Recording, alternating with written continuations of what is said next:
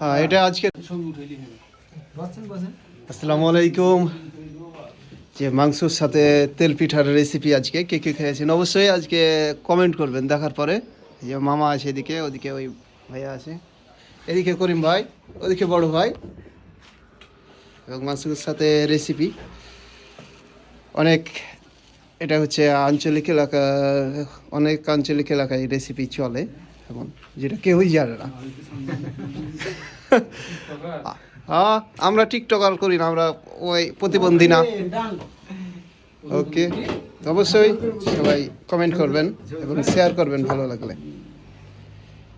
আইফোনে বসে করে সামনে লেছেন, আইফোন পিছনে রাখছেন। আইফোন এটা ডবল হুম, ওকে, সবাই ভালো থাকবেন। আজকে পর্যন্তই, খোদা হাফেজ।